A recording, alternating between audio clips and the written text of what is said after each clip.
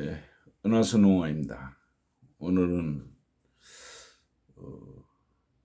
제가 저번에 말씀드렸던 그 농업의 새로운 혁명, 지금이 혁명을 한다면 4혁명이겠죠. 제1혁명은 녹색혁명, 제2혁명은 70년도 후반서부터 한 백색혁명, 그 다음에 이제 2000년도 들어와서 스마트팜 시대, 식물 공장, 이게 제3혁명이라면 제4혁명의 시대를 우리 농업인은 열어나가야 되지 않느냐, 이렇게 생각을 해봅니다.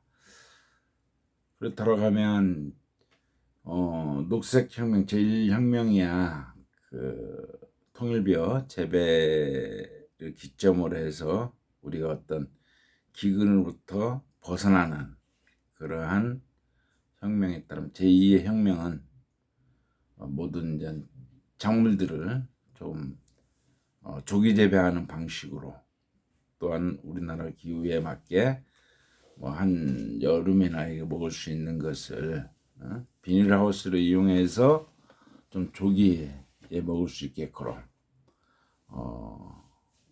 한 것이 제2의 혁명. 제3혁명은 그야말로 어떤 1년이면 한두 번 재배해야 되는 것을, 채소류 같은 경우는 1년에 연간 9번 재배할 수 있는 그런 식물 공장의 탄생으로 수입의 극대화를 이룬 제3의 혁명에 따른 제4의 혁명 과연 무엇이냐 라고 또 한번 생각해 볼 필요성이 있어요.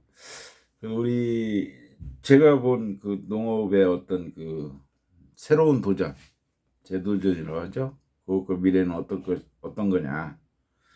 농촌의 불안정성은 항상 극대화되고 있잖아요. 어떤 농지가 축소가 되고 재배를 하지 않기 때문에, 그 다음에 젊은 사람들이 농업에 투신하지 않고 이러다 보니까 농민들의 노령화로 인한 지금의 평균 연령이 67세라니까 10년 후면 77세, 정말 전부 다 지팡이 짚고 다녀야 하는 그런 시대에 농업에 희망이 있겠냐라고 볼 수 있잖아요. 그래서 새로운 제4혁명이라는 게 과연 어떠한 혁명을 우리가 이루어야 되는지, 이 부분에 대해서 심도 있게 지금 정도는 고민해야 되지 않냐, 이렇게 봅니다. 또한 우리의 농업의 어떤 식량 안전 확보, 식량 전쟁이라고 하잖아요. 러시아와 우크라이나 전쟁 그 자체가 어떻게 보면은 그런 걸로 인해서 수입에 제한을 받는 국가에서는 정말 큰 타격이 오는 그러한 관계가 있잖아요. 그다음에 이제 기후 변화에 따른 그 탄소 중립이라든가 이 환경적 보전 문제 같은 것도 또 앞으로 대두가 될 거고, 청년들이 지금 현재 40세 이하가 1%가 농민이라는데 제가 보기엔 1%안 돼요.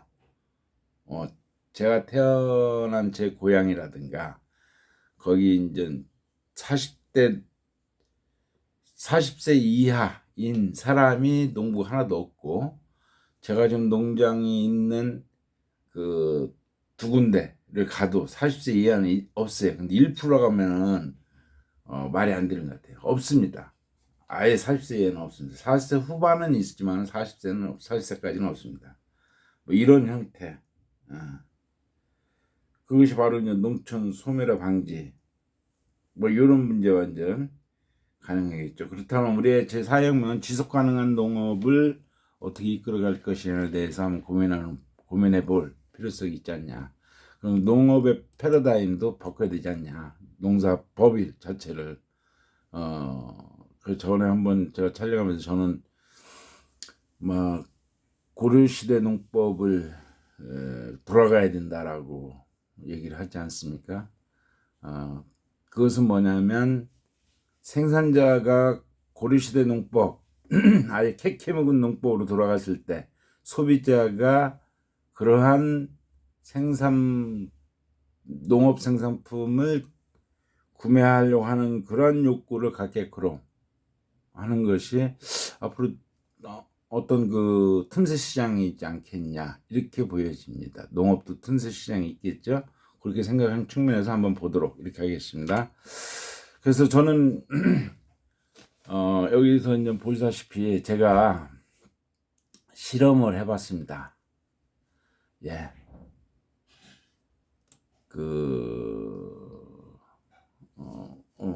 화면이 안 뜨나요? 예, 실험을 뭘 했느냐면은 빛에 따른 식물의 성장 관계에 대해서 실험을 해봤습니다. 조건은 똑같이 토양산도 6.5로 놓고 봤고요. 그 다음에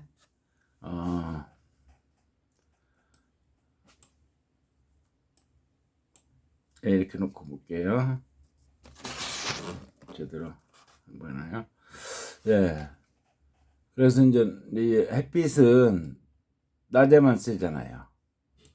그 다음에 제가 또 한 가지 실험 대상으로 어떤 그늘 오후 6시 오후 6시라는 것은 요게 이제 그 4월 달 날씨 오후 6시 그러니까 7시 이전에 해 지는 이때까지 그늘 상태에 있는 곳.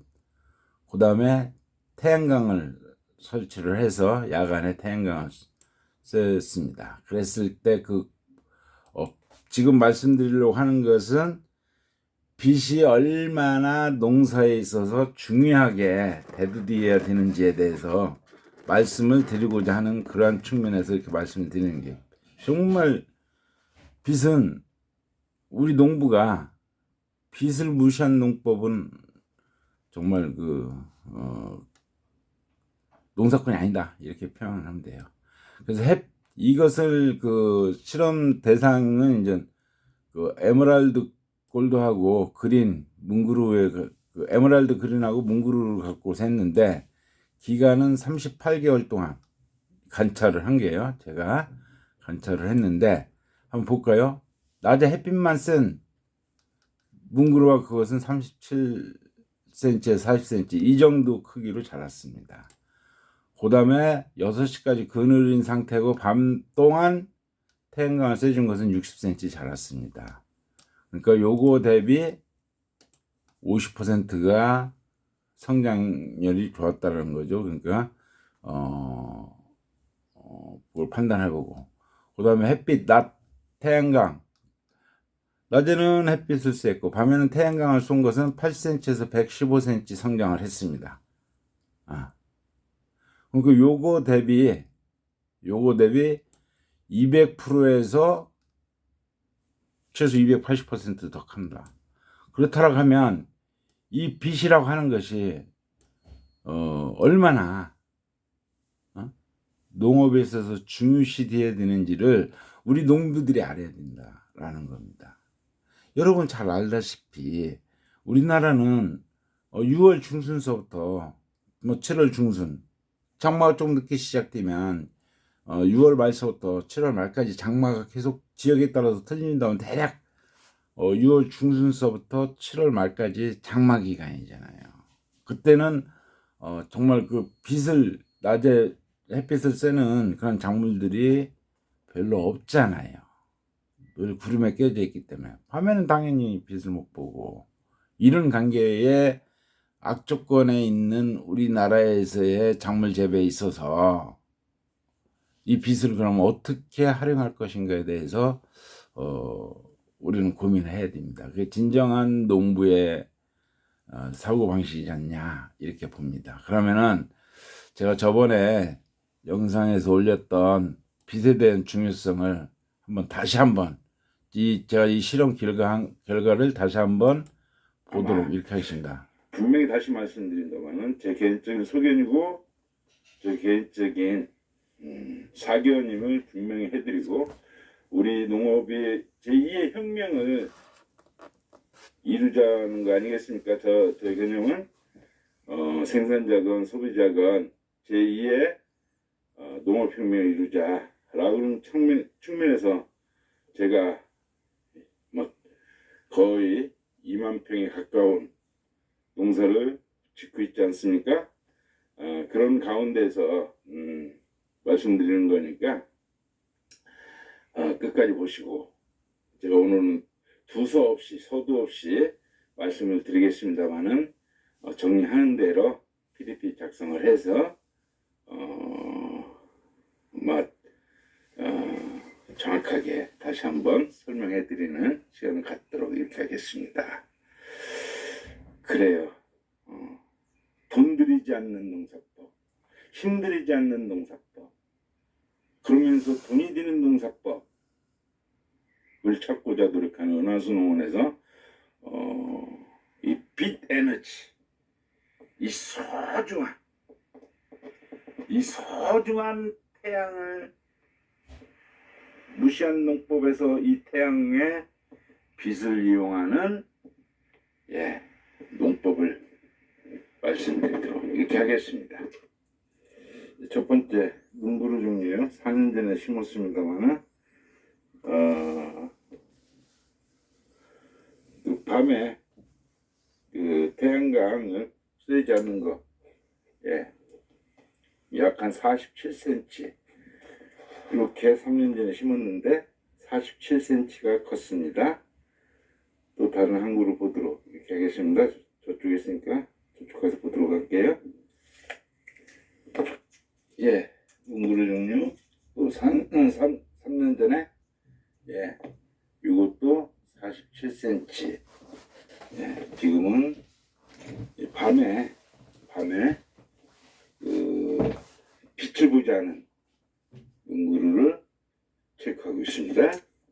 또 다시 이쪽으로 와서 빛을 보지 않은 문구루, 이것도 보시다시피 약 한 48cm 정도를 컸죠. 저 위에 이제 스카이블루가 있으니까 스카이블루도 빛을 보지 않고 3년간 자란 거, 이건 35cm 자라고 있습니다. 스카이블루가. 또 하나 더 볼까요? 밤에 야간에 그 햇빛을 보지 않은 거, 스카이블루 3년 동안 40cm를 자라고 있습니다. 하나만 더 볼까요? 보시다시피 스카이블루 40cm 3년 동안 햇빛을 바라지 않은 것은 이 정도 컸다라는 것을 먼저 보여드리고, 다음은 태양광 빛을 보고 자란 문구루와 스카이블루를 보도록 이렇게 하겠습니다. 이번에 문구루와 스카이블루를 볼 수 있는 것은 제가 이렇게 농장에 큰 정원수를 남겨두지 않았습니까? 이것이 지금 현재 이 문구루가 있는 방향에서는 동서 방향에 있어요. 그래서 햇빛을 오후 한 3시, 워낙 크기 때문에 3시까지는 받지를 못하고, 하루 받아야 겨울에는 2-3시간, 여름에는 5-6시간 받고 자라는 문구루와 스카이블루에 대해서 한번 어떻게 성장했는지를 보도록 이렇게 하겠습니다. 농사꾼은 참 연구도 많이 해야 돼요. 연구 많이 해야지, 그래야 살아남지. 연구하지 않고 그냥 이렇게 농사를 지면 돼. 남들 하는 만큼만 하지고 이 마음으로 하면 안 되죠.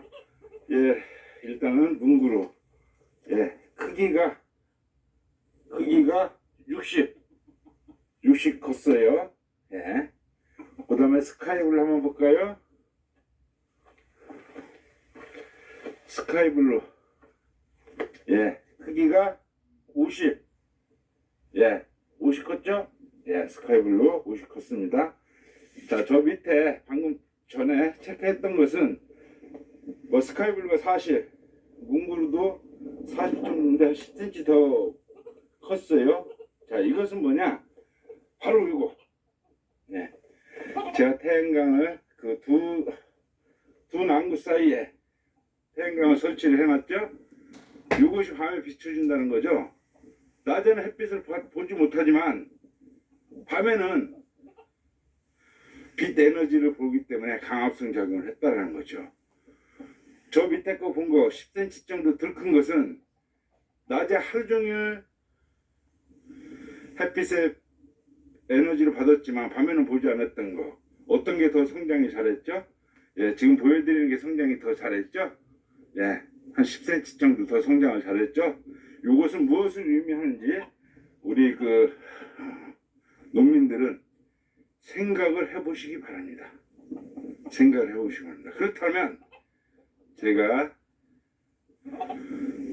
강력하게 강조하는 빛의 에너지의 효과 그거에 대해서 다시 바로 저 위에 낮 햇빛 다 보죠. 밤에 빛 에너지 그대로 쓰죠 했을 때의 크기를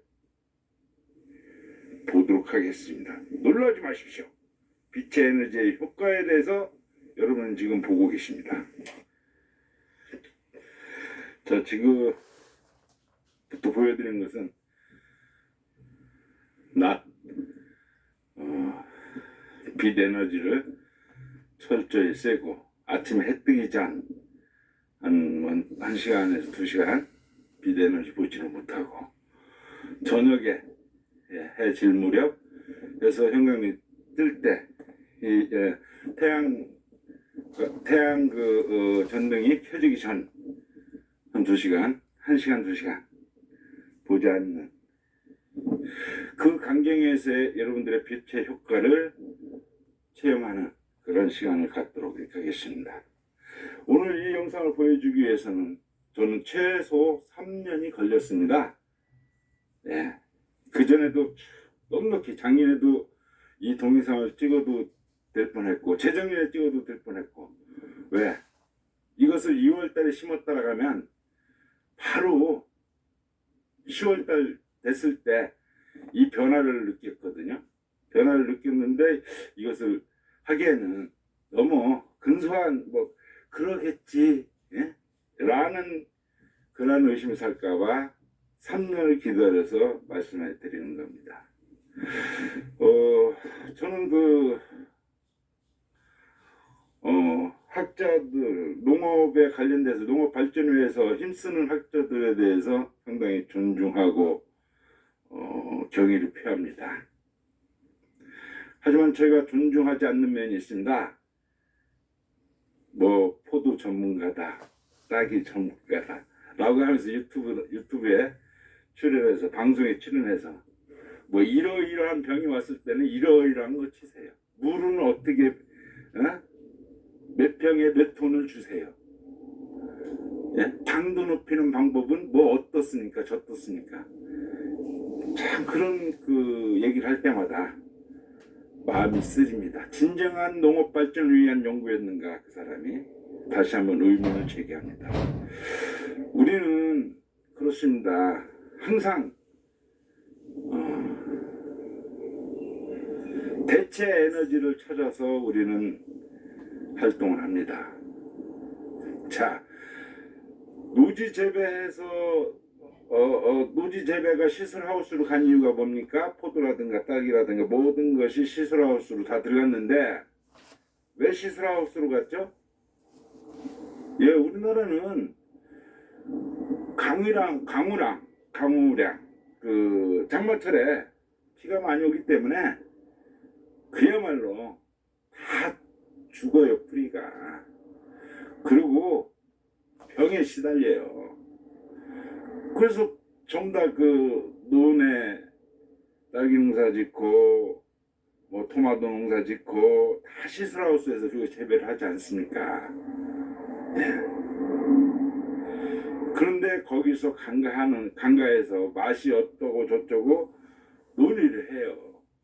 재배법이 왜 뭐 틀려서 뭐 당도가 떨어졌다, 뭐 샤인머스켓이 첫 해에는 맛이 좋았는데 둘째에도 좋았는데 셋째에는 재배법이 뭐 잘못돼서 웨이크만 방식 어쩌고 저쩌고 평덕식 어쩌고 저쩌고 그러니 당도가 오지 않는다, 뭐 재배법이 잘못됐다라고만 논의해야지 식물이 자라는 강압성을 일으키기 위한 이 강압성은 바로 당도를 높이는 유일한 뭐 수분, 이런 온도 전부 다 합성해서 또 17가지 미네랄이 있지 않습니까? 아이고 저는 그런 거 따지기 싫어요. 뭐 질소가 어땠고 뭐 마그네슘이 어땠고 뭐 칼륨이 어땠고 인산이 어쩌고 저쩌고는 저는 할 바 아닙니다. 근데 거기에 뭐 본인들이 전문가다라고 해서 이 당도가 안 오니까 이걸 주세요. 뭐 하세요? 얼마나 양은 얼마나 주세요? 그런 어려운 걸 왜 가리킵니까? 쉬운 방법을 두고 제가 100번 말하면 뭐 하겠습니까? 3년에 걸친 결과를 말씀해 드리도록 바로 여기는 낮에 햇볕 그대로 다 받고요. 해 뜨기 전 한두 시간, 그 다음에 해 질 무렵 한두 시간을 제한, 밤에 제대로 햇빛을 받습니다. 자, 형광등은 저기 있죠. 여기 저 태양전등. 거기서부터 가장 멀리 떨어져 있는 놈을 볼까요? 예, 크기. 아이고, 더 해야겠네. 예, 크기를 볼게요. 멀리 떨어져 있지만은, 예, 얼마죠? 예, 75cm죠. 그 다음에 그 가까운 놈 볼까요? 태양전등 여기 있습니다. 예, 크기 얼마죠? 80입니다. 예, 태양광과 가장 가까운 거리에 있는 거 여러분, 예, 저기가 보이시나요? 1m 10입니다. 예, 제대로 보고 잘하는 거죠? 예, 1m 10입니다. 그러면 저쪽 전혀 햇빛만 본 것은 40cm 컸잖아요. 거의 뭐 2.8배 이렇게 큽니다. 또 태양광 또 이제 이거한테 가려가지고 또 멀리 있는 놈 볼까요? 그래요. 바로 이 관계를 보여준 거죠. 이 낮에는 햇빛을 쐈고 밤에는 태양광 전등을 쓴 것은 이렇게 최소 80에서 150이다. 낮 햇빛만 쓴 것은 37에서 40이다. 그러니까 무조건 빛을 써야 된다는 겁니다. 작물은 빛이 세지 않고서는 작물이 성장하고 강합성 작용을 하지 못한다는 건 또 여실히 드러나지 않습니까? 그것을 우리가 너무 무시하면 안 돼요. 이 뒤쪽에 있는데 제가 이거 좀 봤으면 좋겠는데 뒤에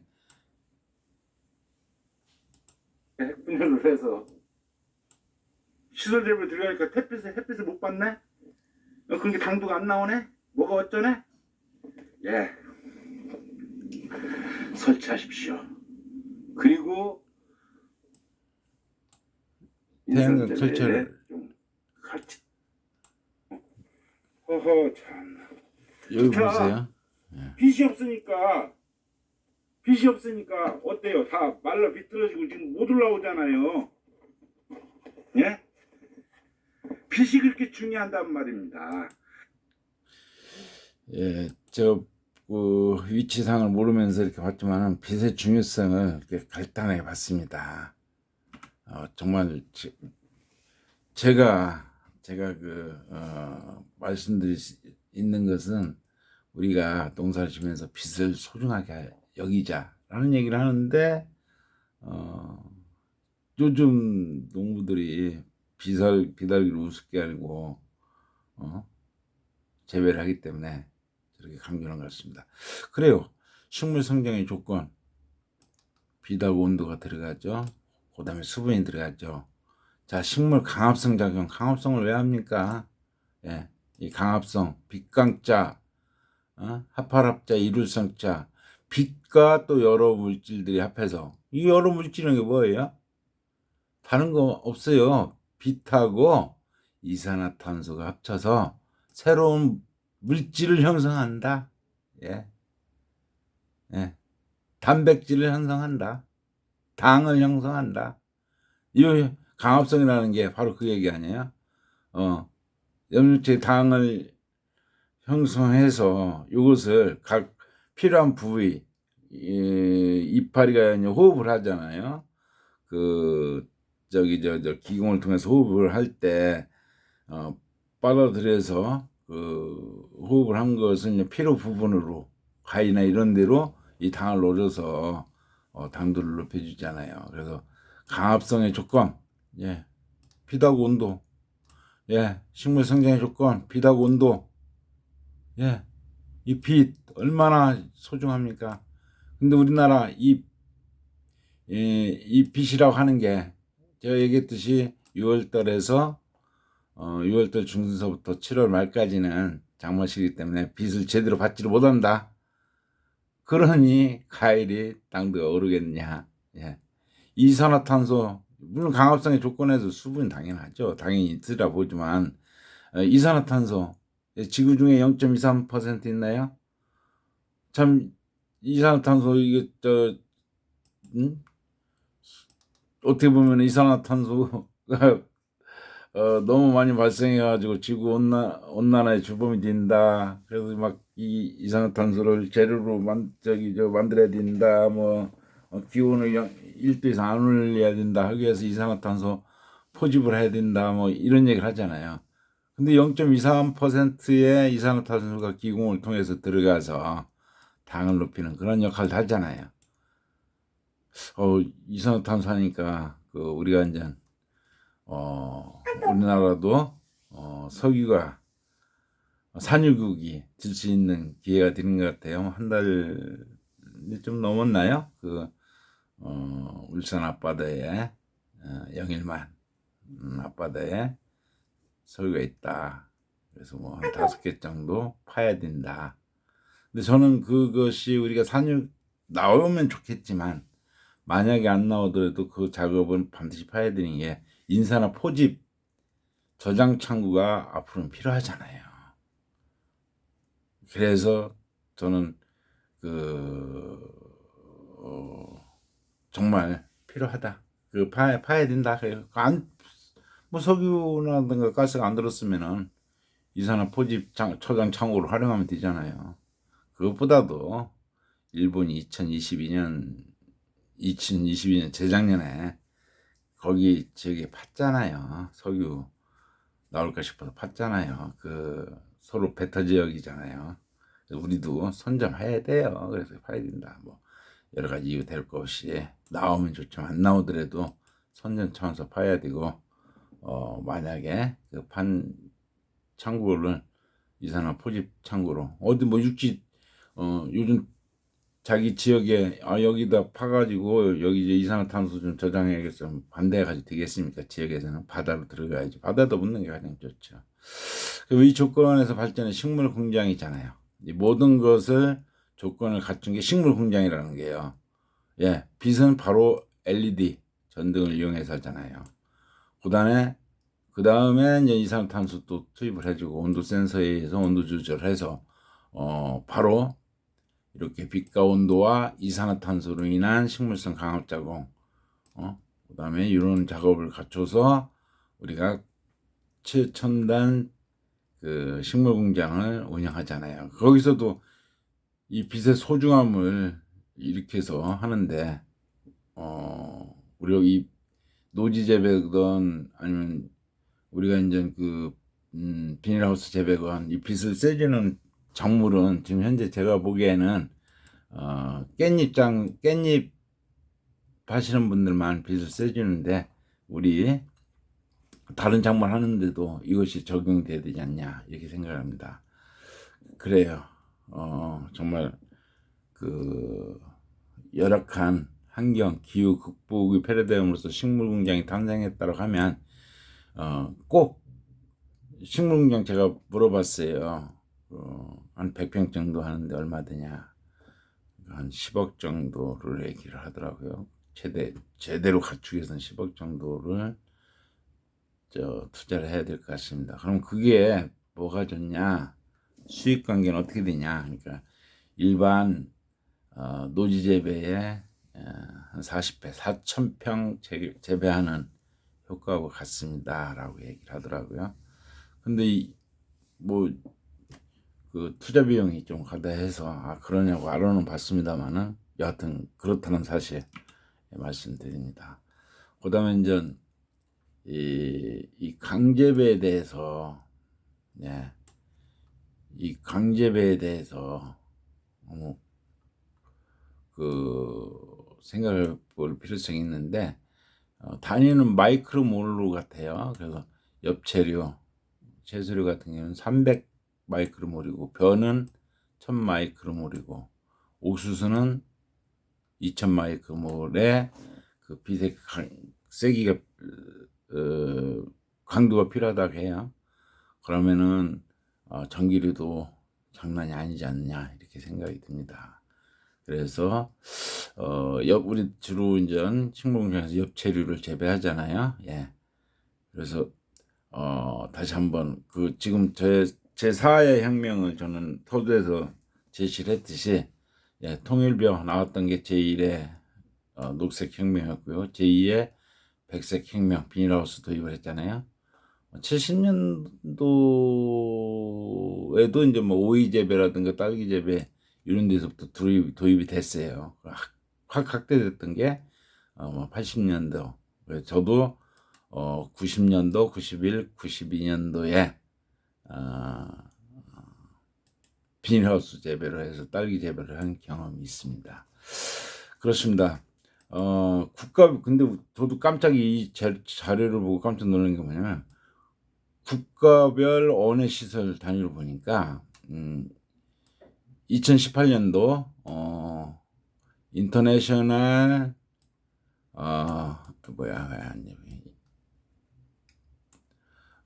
인터내셔널 그린하우스 베지테이블 스태티스틱스라고 해서 국가별 원예 시설 단위로 보니까 중국이 약 한 276만 헥타르.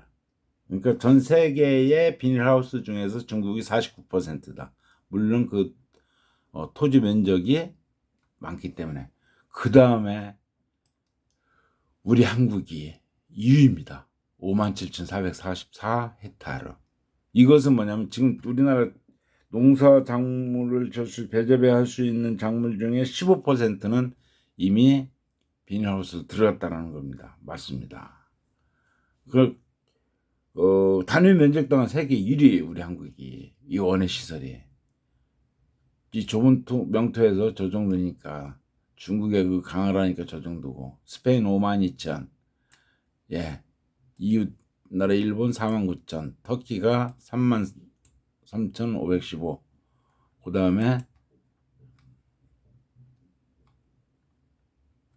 이탈리아 26,000 멕시코 11,000 네덜란드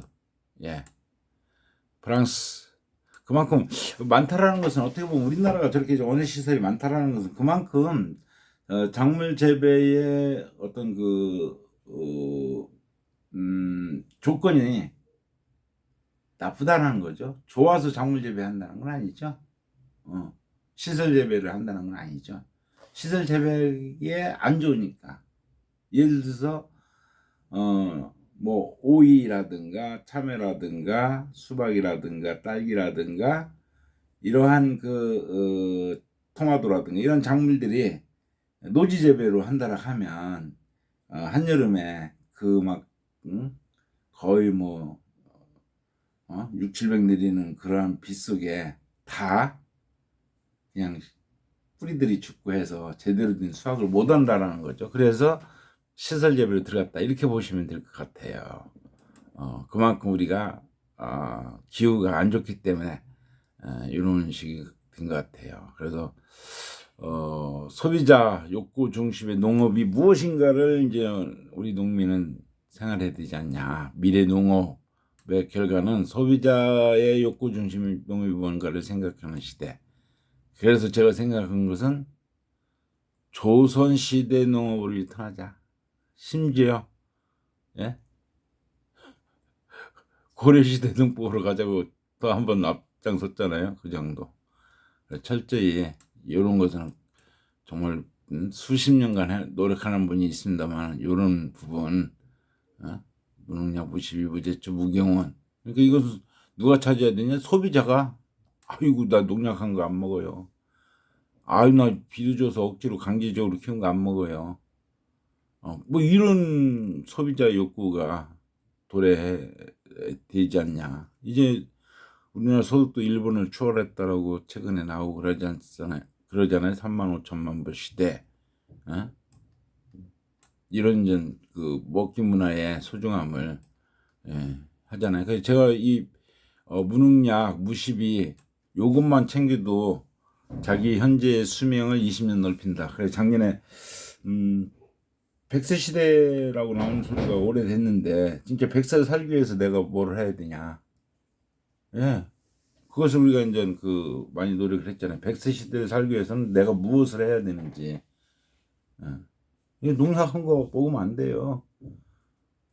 강제로 키우기 위해서 막 요소 주고 복합비료 준 거 먹으면 안 돼요.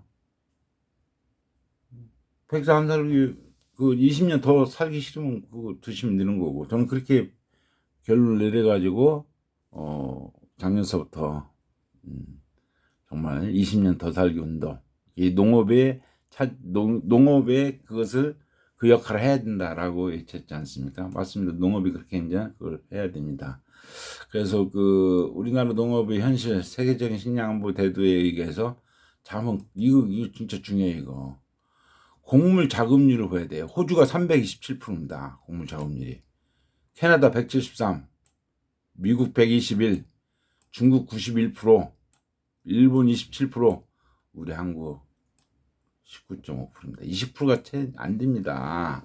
식물 자급률이 20%가 안 되는 게 참 이거 문제예요. 탄수화물이라고 하면 우리가 이제 먹고 사는 문제에서 벼, 밀, 옥수수, 콩을 벼는 우리 한국은 뭐 중요시하지만 사실은 외국에서는 그렇게 중요하지 않잖아요.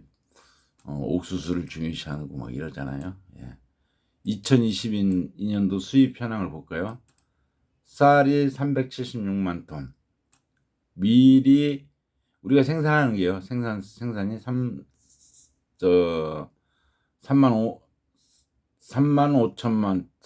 5천 톤, 콩이 13만 톤, 옥수수 9만 1천 톤, 쌀 수입이 40만 톤. 쌀 수입은 왜 그러냐면은 김영삼 정부 때 우리가 이제 FTA 가입을 했잖아요. FTA 가입을 하면서 그때 당시 이제 바로 이 쌀을 수입을 하면은 농민들이 어려움에 처할까봐 10년 유예를 했잖아요. 일반 무역 시설에서 FTA는 WTO 가입 출범 당시에 유예를 했잖아요. 그럼 막상 이제 2004년도에 오니까 그때 또 쌀 수입을 하기는 또 그렇잖아요. 20만 톤 수입을 해야 되는데 그래서 또 10년 더 유예를 한 거 아닙니까? 2014년부터는 대신 10년 동안 했던 40만 톤씩 수입을 하겠다. 20년 동안 유예받은 것을 매년 40만 톤씩 우리가 지금 수입을 하고 있잖아요.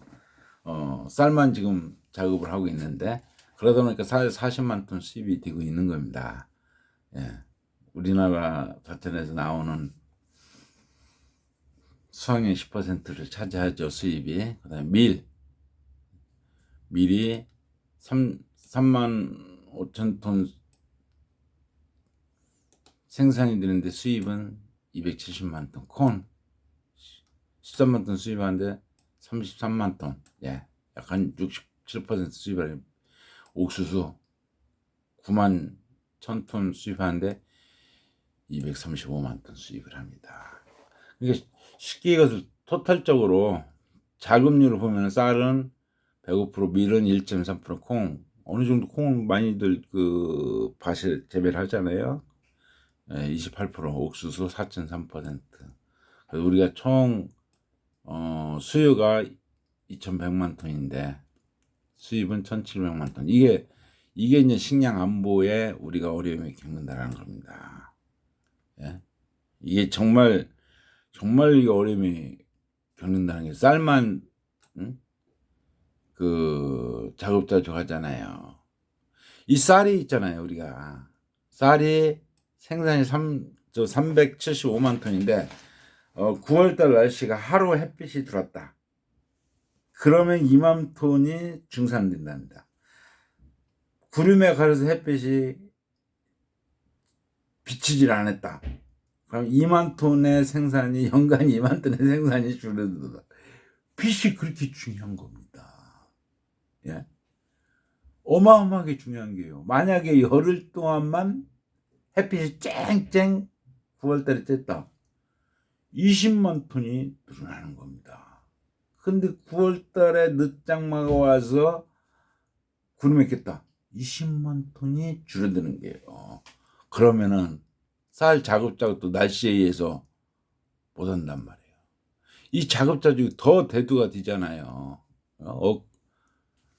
엊그저께 뭐 푸틴이 북한 갔다고 그래요. 그래서 북한 김정은과 또 어떤 그 긴밀한 군사 협정을 맺은 것 같아요. 이게 뭐냐? 우리가 만약에 어떠한 자금력, 이 농업이 자 저기 이렇게 이제 그 쌀처럼 우리가 수확량이 되지 않는다면 밀이나 콩이나 옥수수 대부분 이런 것이 우리가 이제 식물로도 가고 우리가 먹는 걸로 개발되고 하지만은 우리나라에서는 가축을 재배할 수 없는 그런 상황이 올 수가 있어요. 저는 이렇게 생각을 해요. 가축 먹이기 위해서 이런 밀과 콩, 옥수수 수입해 온다. 이것은 우리가 버려야 됩니다. 생각을 버려야 돼요. 가축, 예, 가축 중자가 뭐 우리 토종 한우 외에 뭐 돼지도 토종 뭐 있지만 누가 먹나요? 다 외국산 거 먹잖아요. 그러니까 차라리 그 육류를 수입해 오는 게 낫다. 고기를. 응? 여기 와서 콩을 재배해가지고 농민들 그 죽으라고 먹여야 돈 얼마 벌지도 못하는 거 그 소 키우고 돼지 키워서 돼지금이 싸네 소금이 싸네 뭐 이렇게 하는 거보다 옥수수 이렇게 뭐 앞으로 좀 이거 다 이게 갖고 와서 우리 먹을 것만 수입해 온다면 별로 안 되니까 이 아예 그 축산농업 농가들을 생각을 바꿔주는 게 정부 정책이어야 되지 않냐. 야, 이거 비싼 거 사다가 먹여서 내는 것보다 고기를 해먹고 이 사람들의 새로운 어떤 직업관을 갖도록 해줘야 되지 않냐 이렇게 생각이 들어요. 그렇습니다. 그것은 뭐 나름 거셔야죠. 하지만은 국제 정세가 러시아 우크라이나 전쟁, 중동 전쟁, 또 중국이 호시탄탄 노리는 그러한 그 전쟁 야후, 러시아의 어떤 그 전쟁 야욕 이런 것을 봤을 때 우리가 이런 자급자족 할 수 있는 그런 것이 우리 농민들의 일해야 되지 않냐 이렇게 생각을 해봅니다. 예. 좀 얘기가 많이 단들어서 했는데 그렇습니다. 농부 인구가요 참 이렇습니다. 40세가 1%라는데 이것은 1%가 안 돼요. 제가 봤을 때 1%가 안 됩니다. 지금 농민 구성 비율이 농민이 1% 안 돼요. 농부 평균 연령 67세가 뭐요? 제가 일하러도 67세는 훨씬 넘습니다. 이것은 보기 좋게 통계가 저는 좀 오류라고 봐요. 예, 67세가 뭐예요? 70세 이하는 농부 시골 사람도 있질 않는데, 예, 사실 인건비 인건비 상승으로 인한 생산 비용 부담이 많이 갈 거고 고가 장비로 인한 구매력 감소로 이 능률 저하, 장비 없이 정말 대대적인 지원 국가가 필요합니다. 예, 저는 그렇게 생각을 해요. 뭐 조금 그냥 뭐 억 단위가 넘어가잖아요. 장비 구입 못 해요. 예, 이런 거에 대해서 10년 후 어두운 상황이라 했습니다만 이런 것은 우리가 또 해결해 나가는 방법을 또 찾아야 되지 않냐 이렇게 생각을 해봅니다. 얘기가 빚을 강조한다 했는데 빚 강조하는 것도 좀 얘기가 엉뚱하게 가는데 그렇지만 우리 농업의 국가 강력한 국토 개발을 통해서 농업 정책 실현이 필요하다. 저희 사견입니다. 대대적 농토 저반까지 포장도로 확충이 저는 실현돼야 된다라고 보는 사람입니다. 예, 정말이에요. 지금 현재 폭이 뭐 2m 40인데 이거 포크레인 지나가면은 딱 붙어서 가고 되게 위험해요. 조금만 들으면 못 가고. 요즘 뭐 실로 올래도 뭐 그 1톤 차 갖고 운영하는 사람이 어디서 농로 뭐 5톤 차 막 8톤 차도 들어가게 농로길 확충 팍 해야 됩니다. 이게 우리 농업이 발전하기 위해서 국가가 길 내는 거에 대해서 정말 응? 우리가 다니는 뭐 2차선, 4차선 뭐 이 대로만 생각하지 말고 농로에 대해서도 최소한 복사차 팍팍 들어가서 차 돌리고 팍팍 실컷 나오게끔 해야지. 1톤 차 최대 들어가는 게 1톤 차만 덜랑덜랑하게 깔짝깔짝 작업한 거 다 대대적으로 해야 됩니다. 이게 이 실현을 하지 않고서는 농업 현실이 어렵습니다. 그다음에 뭐 하려면 좀 맹지는 사람들 뭐저 사용승낙서 갖고 와라 뭐 이렇게 얘기하는데 저는 사용승낙서 폐지 등 국토면적 확충을 위한 특별법 발의를 했으면 좋겠다. 이렇게 생각하는 사람 중에 한 사람이에요. 예. 국토면적 확충을 위해서 특별법 발행을 해야 돼요. 국가가 수용을 해야 됩니다. 이런 걸 수용을 해서 넓혀줘야 돼요. 그리고 또 이것도 필요해요. 5년 이상 농업 및 임역경채 등록하고 재배하는 농업인에게 농로 확충을 기회 제공. 맹지 계획안을 마련해요. 국가 토지 수용제 기초안을 수립해야 된다. 이거 제가 국회의원한테도 메일 보내고 이렇게 해야 된다. 답변이 없어요. 여야 싸우기만 하지. 어떻게 우리 농업의 기반 시설을 확충해서 농업 짓는데 어려움이 없도록 할 것이냐에 대해서 저는 고민을 많이 해서 국회의원한테 이런 것 좀 발의해서 농민들이 어렵지 않게 농사짓게 해달라고 메일 보내도 답변도 없는 그런 나라입니다. 이거 큰일이에요. 이거. 예, 비사업용 토지 강제 정책. 정말 비사업용 토지 있잖아요. 얼마나 많습니까? 농사 안 짓는 땅들. 밀, 옥수수, 콩 재배를 장려해야 됩니다. 그래서 요거 옛날에는 쌀에 대해서 이중고까지 수매를 했잖아요. 뭐 80년대, 70년대 쌀 갖고서 이중고까지 했는데 지금은 요거 밀, 옥수수, 콩에 대해서 콩은 했어요. 콩은 저 벼농사에 쌀을 안 짓고 콩 재배를 하면은 돈을 좀 더 줬어요. 그게 잘못된 게요. 바로 저는 비사업용 토지, 그동안에 논과 밭을 재배하지 않고 임업경영체 농업경영체에 등록하지 않고 있었던 밭이나 논 이런 거에 대해서 이 밀, 옥수수, 콩 재배하는 사람에 한해서 특별히 국가가 이중국가제로 수매를 해야 된다는 거죠. 이거요 국가가 관리해야 돼요. 농업 임업경영체 등록증에서 바로 이 얘기죠. 사업용 토지 재배하는 자에 한해 토지로부터 인근 500m 이내에 5년 이상 유유지, 다시 말해 비사업용 토지를 재배할 임시 운영권을 발행해 주는 겁니다. 그러니까 토지주와의 분쟁을 해소하기 위해서 법률 제한 마련해서 시행을 하고, 그런 토지에 대해서 콩, 옥수수, 밀, 이걸 왜 그러냐? 우리가 식량 자급자족 하기 위해서 아까 살펴본 내용에서 본 게 뭐냐면은 작업률이 우리가 이제 미래 여기 볼까요? 보세요.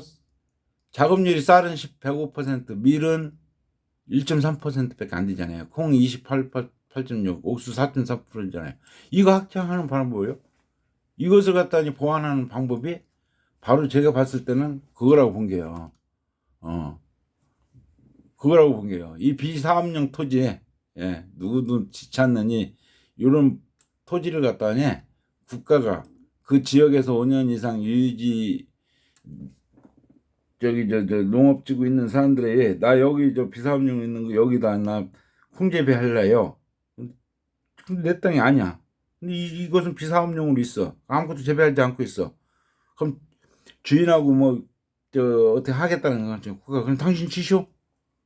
그래서 뭐 토지주한테도 불이익 없고 그 인근에 있는 농민이 그걸 재배를 해서 이익을 담당하는 애국자죠. 그런 사람이 애국자예요. 그 놀고 있는 땅 지켰다고 뛰어드는 사람이 애국자입니다. 저는 그렇게 생각합니다. 제 말 제가 충분한 설명이 안 됐나는 모르지만 여하튼 그런 생각을 갖고 있다 이겁니다. 결론.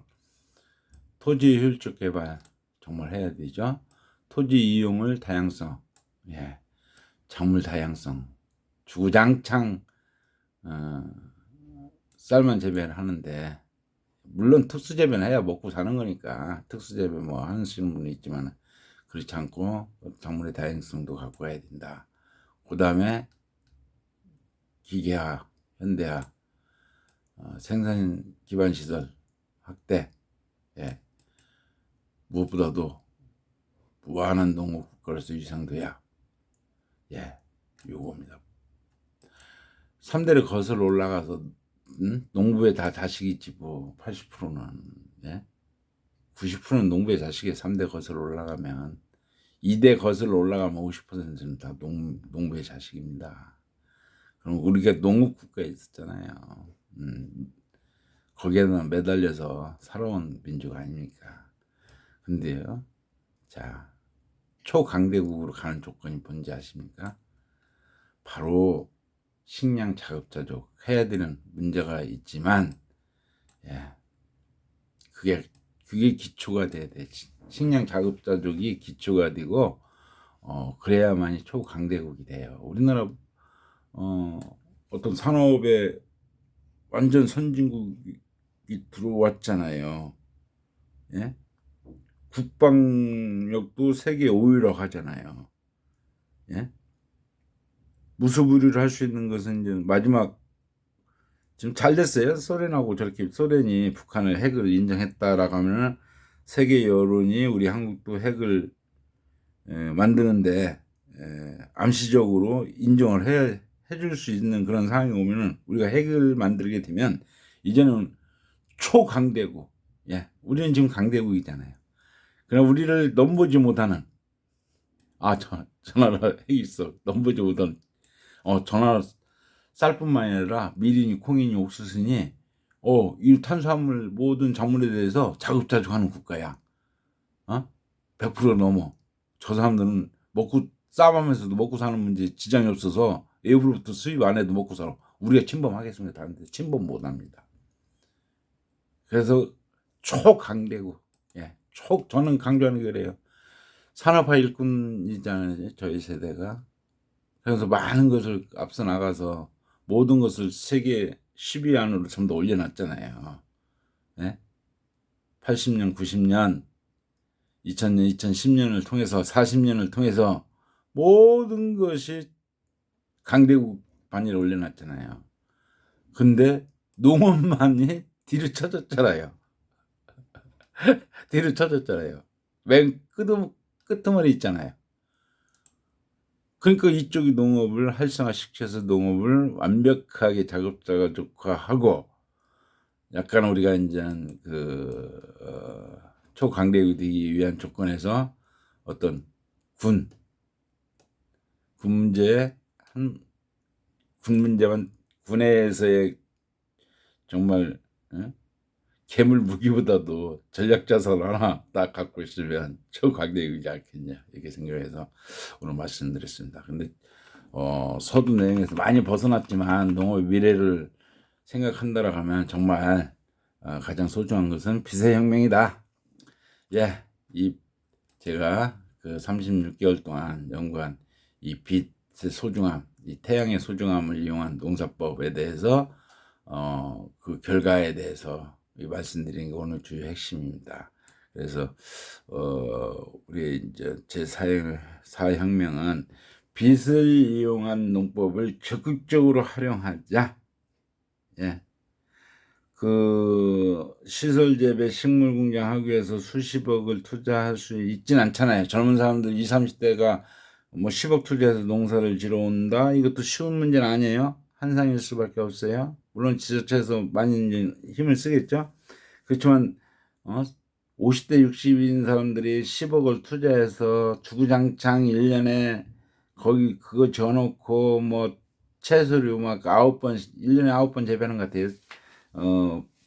씨앗 파종서부터 수확까지 45일 걸리니까 뭐 8번 9번 주구장창 거기서 비누하우스 속에서 공장 내에서 산다는 것도 그렇고, 그러니까 맞지 않는 거고. 그렇다라고 하면은 현재의 농토를 이용하면서 국가가 이런 거 이렇게 도와줬을 때 우리가 지구인전 깻잎 재배할 때 빗을 이용해서 생식성장만 시키듯이, 그다음에 시켰듯이 빗을 이용해서 농사를 짓듯이 다른 작물에도 빗을 이용하는 작물을 강조한 것이 제4의 혁명이다. 결론적으로 이렇게 말씀을 드리고 마치도록 하겠습니다. 하여튼 햇빛 소중하게 여깁시다. 가장 소중한 우리의 천연 자원이 햇빛이죠. 예, 거기에 대해서 말씀드리려고 오늘 이 동영상을 촬영했습니다. 감사합니다.